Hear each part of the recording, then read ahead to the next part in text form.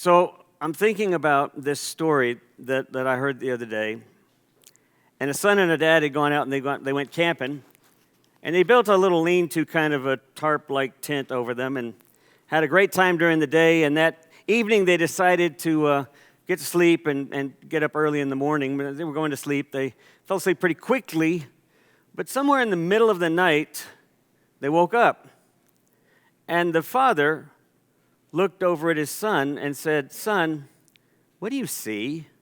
And the son looked up. And he said, "Dad, I think I see Pluto off in the distance, and I see other stars. I think that's Orion's belt." And he kept pointing out different things. And he was just going through all of these wonderful things. He was really marveled at how smart his son was, except for one thing. He looked over and he said, "No, dummy, our tent's been taken."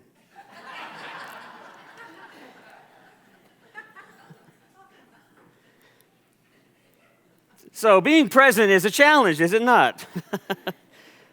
And the challenge, I think, sometimes is we walk into spaces, we don't really realize what we're doing because we're doing what we think we should be doing, or we're doing the next thing, or we're doing what everybody else is doing, or we're living by a story that we've been telling ourselves at that moment, or maybe one that lurks in the back of our consciousness that's always telling us we need to do this better, we need to be this better, we need to do this now.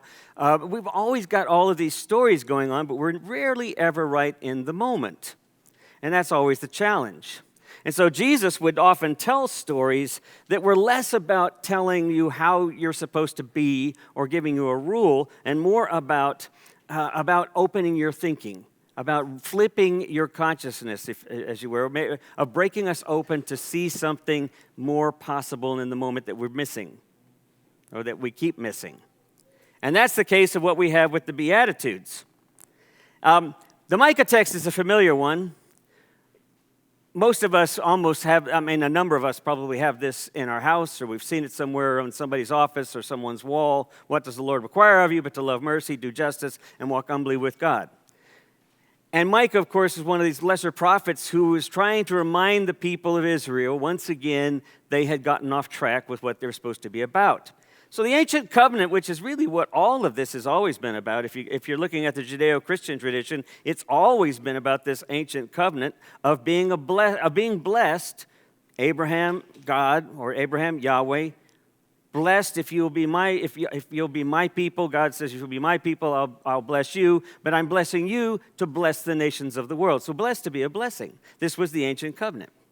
And as you know, it would get off track, and there would be empires, and there would be rulers, and there would be kingdoms, and then there would be kingdoms that would come and take them over, and then they were in exile or they were in captivity. And every time it was always coming back to this: have you forgot the covenant? So here we are again with Micah saying, what does the Lord require? You could do all sorts of things. You could bring all sorts of things to the altar. You could do and be anything you want to try to be to impress me. Thinking anthropomorphically, if you want to, about God. But you can do any of these things if you want to impress me. But the only thing that I require is you love mercy, do justice, love mercy, and walk humbly with God. 1,616 laws in the Old Testament and the Levitical Holiness Code that eventually we got to get it right? So we got to get it right, so we got to do this even better. We got to stop doing that, so that's why we keep getting in trouble. Basically, what they were unable to face, many of us to this day still have difficulty facing, is the fact that we're biologically trained, we're biologically created to be afraid. That's our biological default reality: fear, anxiety. So we tell those stories, we gravitate to those stories. The news media loves to capitalize on those stories because that's how we're framed. But it's not how we're completely framed. The idea is that we evolve. Spirituality is part of that process of evolving into who we are, what we are better about being in relationship to one another. I'll come back to that in a second. But we have all these rules, these laws that happen in the Old Testament for that reason. Let's try to get it all figured out, how we're exactly supposed to behave. Then we get the 10 Commandments. Moses talks to God, gets it down to 10. Then we got the 3 in Micah. Then we got Jesus comes along and we get 2. And you know what those are, right? The 2 great commandments: love the Lord your God with all your heart, soul, and mind, love your neighbor as yourself. But if you remember, if you read it, it's actually just 1. Did you ever remember that part? because he basically says, oh, and this one is basically what that one means. Love your neighbor as yourself. It's that simple, right? I mean, spiritual maturity, growing in faith if you want, growing as a spiritual being, and it's not actually, well, all the stuff that I talk about in here is not really about trying to teach you how to be a spiritual being. It's not teaching you how to be a more spiritual person. It's trying to teach you a spiritual practice on how to be more human. Do you see the difference? It's really all about trying to teach ourselves, trying to learn how to be more human. So Jesus gives these 10 Beatitudes. We do what we like to do. We tend to see them as 10 sort of ethical codes. You can see them that way. But from what I've been reading over the last few years and how I understand the Beatitudes, what Jesus was doing for Matthew's gospel, and they're a little different in Luke's gospel, but what Jesus was doing in Matthew's gospel, Matthew was establishing Jesus as this Moses figure, so he lines them up like they're 10 commandments, basically. But if you really think about what he's doing, Jesus has come right out in the first thing in this teaching ministry, and he's flipped the script. Because what he's saying literally is, blessed are these kinds of situations. But it's not like happy. We want to say happy. We want to look at blessed and go, happy are you if you're peaceful, if you're about peace. Happy are you if you're less about materialism and if you're more poor in spirit. Jesus is looking at the marginalized people of the community, and he's saying, you are in God's blessedness. You exist in God's favor.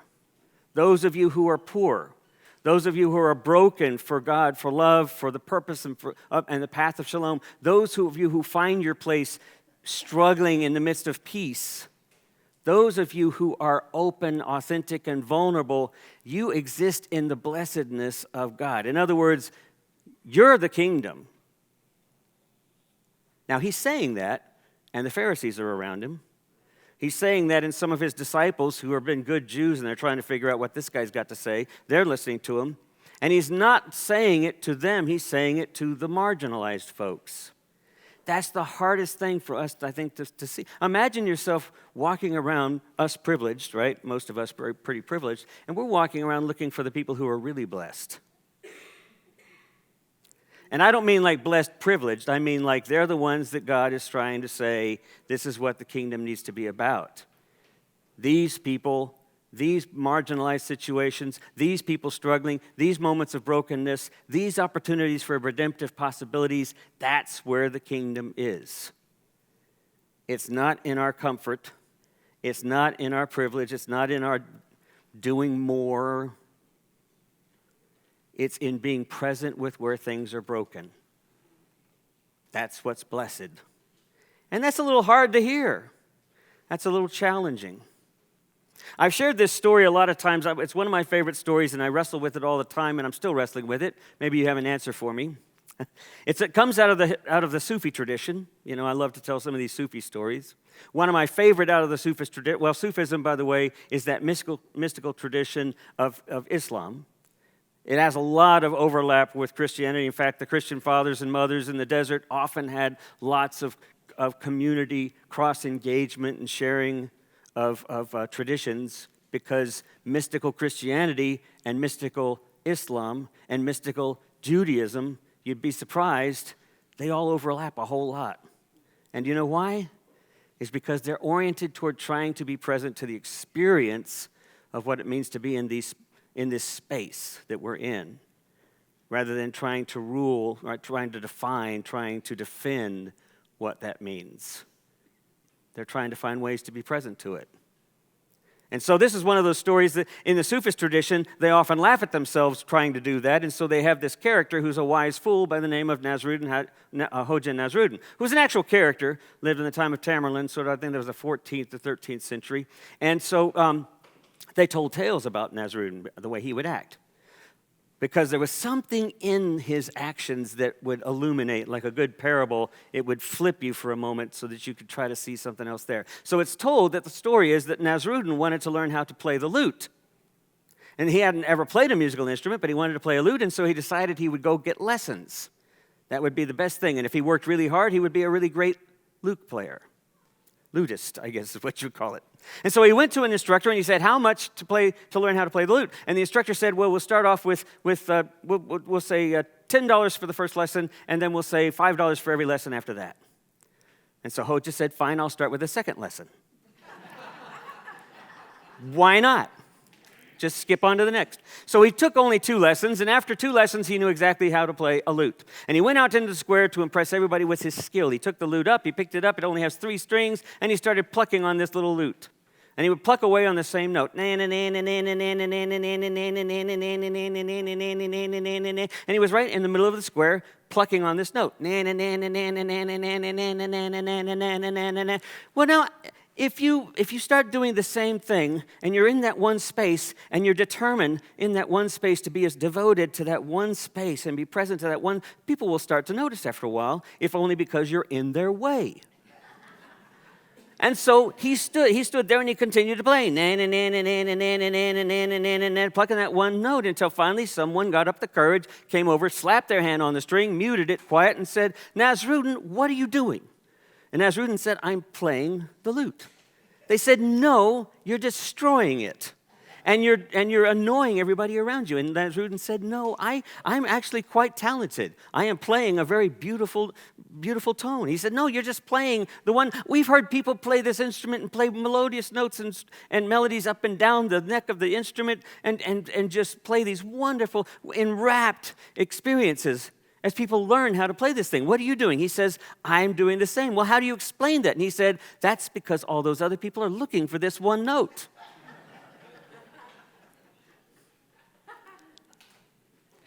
So yesterday when I was sitting at the oil change place, and I was looking at the crowd that had started to gather, there was a police officer eating Mexican food. He was an Asian American. He was eating Tex-Mex. There was a young kid who was off to the side of the wall. He was sitting there, and I was thinking to myself, he was just sitting there looking at TikTok videos. He was probably 15, 16. And there were 2 or 3 moms that had come in with their rambunctious, excited, anxious, and frustrated toddlers. Not together, just separately. They could have started a club if they really thought about it. Maybe they're in one elsewhere, but they were there.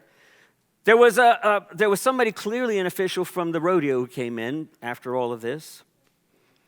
There were people of different ethnic groups, different ethnic varieties. There were 3 or 4. I wasn't sure if they were Cameroon, or I don't know my African dialects enough to know where they were from. But they were speaking a very broken but heavily African dialect, English with an African sort of accent, as they came in. And those 3 were together, and all of them sat down, and they were all sort of doing their own thing, waiting for their car to have the oil changed. But I couldn't help but suddenly find myself wondering what they really are looking for, what we all are looking for ultimately. And as I looked at them, I realized what's broken in the world, right? Because as I'm looking at the police officer, I'm already thinking about Memphis. And I'm already thinking about what just happened there with the police officers and beating, and I don't remember his name, but he died 2 days later, black man. I'm sorry? Tyree. Yeah, thank you. I just went blank. But it's not an unfamiliar story. And yet it would be unfair to say that's the only story, right? And yet we know it's not an infrequent story. So I'm looking at him, and I have to wonder, is he also wondering what other people are telling, what stories we're all telling around him right now as we're sitting there? And I'm looking at the young boy, and I'm thinking about the young man, and I'm thinking about the young man that walked into the school in Uvalde, right? And then the mass shootings that we've had over just the last couple of weeks. And then I'm looking at the couple and the children, and I'm thinking about the story of their struggle and the challenges of raising a child and remembering my own child. And I wonder what's going on. I wonder if they have some element to their story that we just don't know. I mean, there are all these stories in this room, and I'm trying to figure out what is the one thing. What does it mean? Let's see if we can bring up this next quote. What does it mean, as Adrienne Marie Brown, who wrote this wonderful book called Emergent Strategies, she talks about in ways in which we participate in bringing about change by being present to certain things in ways that bring about change. And not, I mean, strategically, of course, but there's also this aspect that she says, do we recognize the space we're in? Or as Rumi would say, in the quote that I put out on the blog, I said, Rumi would say, where you are standing, wherever that is, be the soul in that place. I think if it is healing behavior to look at something so broken and see the possibility and wholeness in it. I'm looking around the room and I'm seeing these different individuals and I'm thinking, what's the one thing, what's the hidden wholeness? What is it that unites all of us? And then I decided the best thing I can do right now is just look, and if they look up, I'm going to smile. And if the opportunity comes up, I'm going to ask him what he's eating, because he's sitting over right next to me. Well, if you read the blog, you know what happens next anyway, because as things move along and I'm looking at all these individuals, someone comes in and says, a navy blue Infiniti QX60, and I stand up. So this young woman stands up too. And then we look at each other like, oh, I guess we got the same car. And then he says, it's navy blue, and then we're still both standing. And then he says, Tom, and she looks over at me like, and I look at her like, no. And then she smiles and she says, that's not my name. She sits down. I didn't ask her to do that. Why would she do that? So I was in Alaska with my son, and we were on a trip on one of those cruises. My wife, my younger son, we were on this trip because we had been going through a really difficult time. Some of you know, I don't need to go into details, but that point in our lives when Matthew was about 10 or 11, we had been going through some really difficult stuff. And so we just decided sometimes you just need to go out and be a family and just be anyway, kind of just do what you need to do to sort of stay connected to kind of the heart of what it means to be a family, in spite of everything else going on. So we went on this we went on this Alaskan trip, and it was a beautiful little trip. It was very cold. We didn't get out much, but there was a beautiful day, and we pulled into Sitka, and we started to do some of the things that were on land, and one of them was a zip line. So we brought the camera. It was a brand new camera that I bought, and we've been taking lots of pictures, mostly from the boat, so it's not very interesting. But we got in there, and we were taking pictures of the woods, and we got to the zip line, and we were taking pictures of this zip line, and we were way up above. This was one of the lower spots. We were at 60 to 100 feet sometimes, taking these beautiful pictures. Then we come to this really long one that's going to go through the woods, and it's going to go over a field, it's going to go over a river, over a canyon, and then on the other side. It's like 300 yards long or something. You can't see the other end. It's just going to go in there. And it's such a great thrill to think of, like, we don't know where we're going. We're just going to lay it out there and be trusting. And then the guy says, by the way, you need to put the camera around your neck and not hold on to it. And I said, well, I'm trying to take pictures. And he says, I know, but you're going to lose it. You need to wrap it around your neck, because as soon as you get out there, there's a place where it goes really fast, and you're going to have to hold on with both hands. And I said, all right, I'm good at this. So I don't put it around my neck, and I hold on with one hand as the swing starts to go out, and we get to this space where I'm looking at my son who starts screaming in delight, and then my wife she's behind me, and she's kind of coming in, and I'm going down across this, and then we hit that spot. I lose my balance, and then I get afraid, and I grab the pole, and the camera falls down, and it drops 120 to 150 feet. I look down as we're zipping along, and I see it hit something and bounce and hit something again and disappear. We get to the other end, and I'm just crestfallen. I'm just broken. I just think, oh, my gosh, all the pictures we've taken up to this point are gone. And I asked the young guy, and he says, oh, my gosh, you dropped it there, of all places to drop it. You dropped it in the cave. He didn't go, I told you. He just said, I'm really sorry about that. And I said, is there any? And he goes, no. It's back there. It's down in a canyon. Now, it's towards the end of the day, too, so we finally finish out, and it's still a delightful trip, but we're just broken. We're just broken, so frustrated. We're going to go back into town in Sitka. We'll get another little digital camera, but that one had everything on it that we'd had up to that point, and this was on the way back, so we're in the last day or two of the trip. Anyway, we had about an hour and a half or so left before the boat disembarked. And so we went to the dock. Now, the boat's right there. If you've done these Alaskan cruises, it's amazing. The water's so deep. The boat's right there on the edge of, at the edge of Sitka. And we go up to the dock, and we're waiting in line on the on-ramp with everybody else. We've got about 20 minutes, 15 minutes or so to go. And the guy says, all right, we're going to start opening up the doors, and we want everybody to start coming in. So there's several hundred people, and we're all making our way up the ramp. And we hear this horn honking. And we look out in the parking lot, and here comes one of this red sort of safari Jeep. You know, it's a Mercedes safari Jeep, and it comes racing across the parking lot and all the way up to as close as it can get. I mean, it's kind of in illegal parking, but they jump out of the thing, and they're looking. They're saying, McDermott's, McDermott's, McDermott's. And we start waving in the crowd, and they run up as we're making the way up and said, we found it. They went back and got the camera. They said, we barely got here in time, but we found it. And so we said, thank you so much. And we just were like almost in tears. And Linda was like, it's not going to work. And I said, yeah, but the digital card, still save those pictures. And so we get off. We get on the thing, and we thank them so much, and they drive off. We sit down in our cabin when we finally settle in, and we look at the pictures to see what's left. And we see this. No, the next one. Just run through them. That was one they took from the others. They went around and drove around to the other side of the harbor and took that picture. Took this picture somewhere out there along the trail. Took that picture as they were just playing. Now they're just posing for each other. The next one. That's where it dropped down into the darkest spot down in there. And then the next one. I don't know these people. The next one. And then, is there one more left in there that we got? Okay, then finally that one. And all total, they took something like 35 pictures.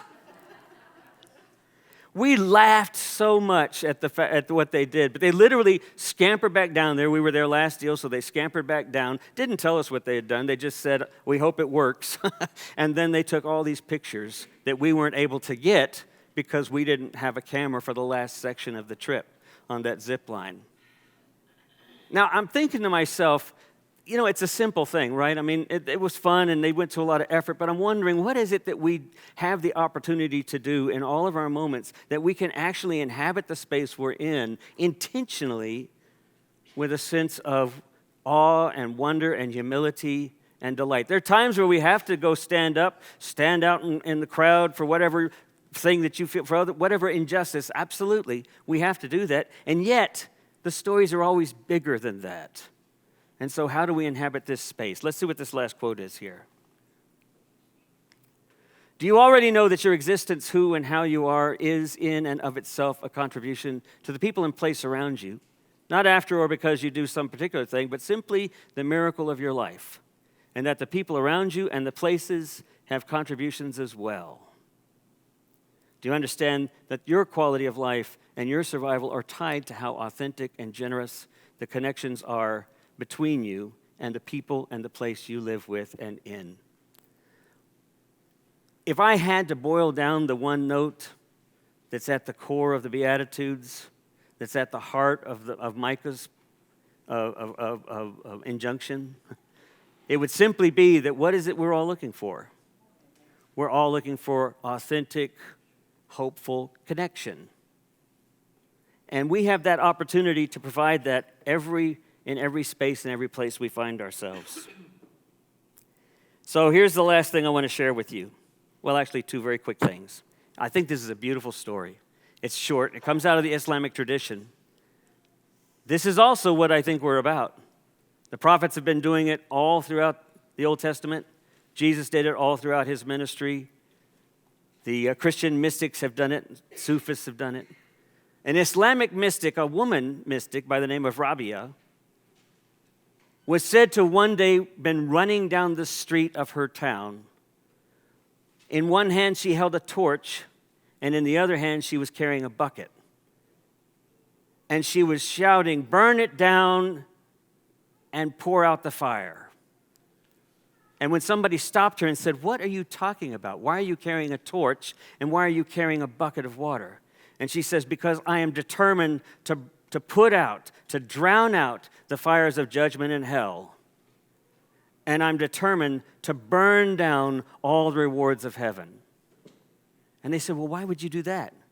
And she said, "Because I don't want fear and I don't want reward being the reason why you love." powerful story. What does it mean to be present now? So, I did this blog. If you didn't get the blog, you can check it out or email me, and I'll send it to you if you don't get it. Get on our email list. So maybe what we do is we find ourselves in these places of unknowing in order to allow ourselves to be more present to what is. But the way that we have to do that is we have to be willing to be vulnerable and to actually say, maybe I don't have the whole picture here. What else can I learn from you? Or as one of my favorite things that Valerie Carr says in the Revolutionary Love Project, she says, there are no such things as enemies. There are only people whose story, I'm sorry, I'm going to get this wrong now because I'm saying it from memory. There are no enemies. There are only people who are part of our story that we do not yet know. There are no enemies or strangers, only people who are part of the story of ourselves that we do not yet know. So, band, come on out here.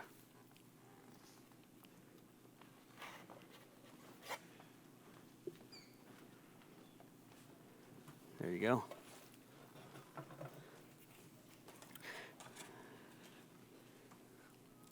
Well, I lost my note here.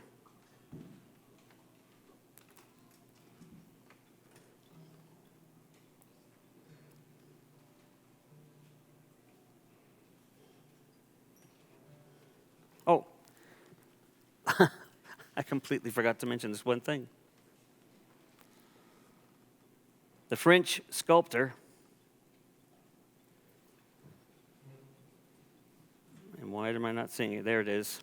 Karen French, who said, I'm haunted that my beliefs are just the thoughts I keep thinking. And the way Hannah Arendt put it is we don't see the world, but we see the world not as it is, but we see it as we are.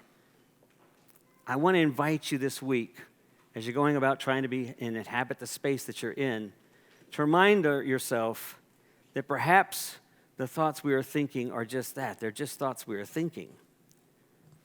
But they are not necessarily what is actually happening.